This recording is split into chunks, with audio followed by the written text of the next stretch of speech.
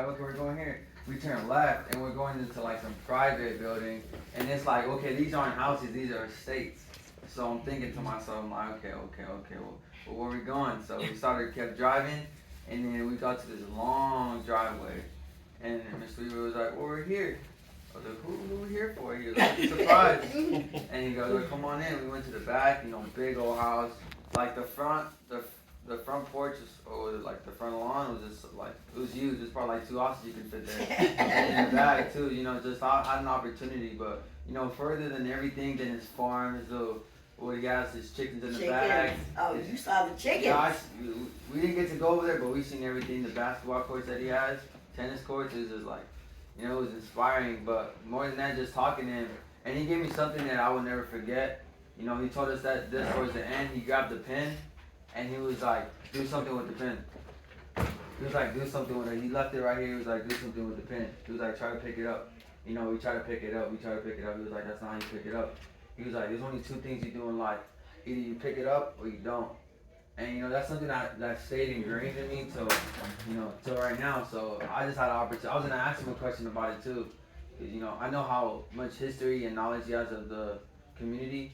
So I just want to appreciate that. So I just want to get my little 2 cents of persuasion on how great he is. So he is. That's unique. So when I talk about Mr. Bakewell, and so you guys will be coming back. We were trying to work it out because he was so inspired by the day you guys came to go home to go swimming. Like that was like a highlight of his year of working again with our students, because our students are his students, his family. But one of the best stories,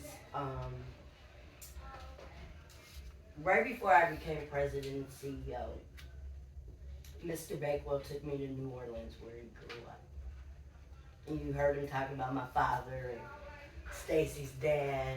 It's like, again, community. They was young. They were younger than we are now when they were doing this work. But when I went to New Orleans, which you don't know about Mr. Bakewell, he grew up in a neighborhood that didn't have much. When he shared with me his story and allowed me to understand who he is and that work ethic and connecting with the right people, it is the most incredible story that I have been privy to. To know that your zip code does not define anything about you. Your neighborhood doesn't define anything about you. Because the one thing that he always had was love, family, community. And I was like, oh my God. And one of the things when we were checking in the hotel, he said, Sharice, even though you're president and CEO, I still eat, drink, sleep, Brotherhood Crusade. And I lit up. I said, oh my God, I already do that. Because I was like, am I crazy? That if I'm having dinner, I'm thinking about what's next for Brotherhood Crusade. If I'm out and about, I'm thinking what's next. When I'm thinking about vision, what's next for Brotherhood Crusade? And so to understand that type of love, that's him. All day. Anything he has is for community. He wants to pass the knowledge. He wants to share the knowledge. It's Stacy, it's Marvin, it's Michael, it's George, it's me. It's our team. We talk about caring adults for a reason.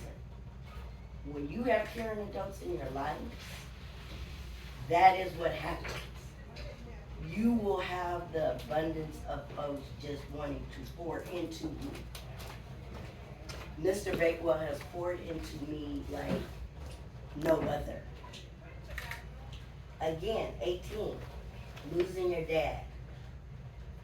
The most important person in my life. Gone at 18. And having no regrets. A lot of mistakes along the way. But people never gave up on me. That's the thing. Those are the lessons. We live in America. We got choices. So even when you want to pivot from your choice, it's okay. Don't be ever in a box. Because Mr. Bakewell was never in a box. What he has accomplished and achieved, it is like it's a gift. Because you never want your people not to be successful. And success looks many different ways. It's not necessarily monetarily. You could be successful if you are answering the phones. Again, what are your choices? The choices are always to have integrity, to always be honest, always give 100%. Always, as Mr. Beckle said, be kind, be loving, be graceful. Because that is the best medicine.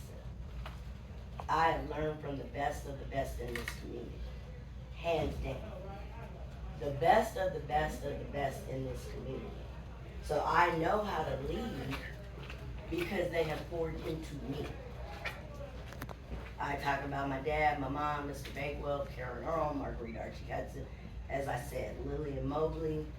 Every great leader in this city has added value in my life. So we're going to add value in your lives, and then y'all going to add value in other people's. That's the circle. All right. That's it. I'm done.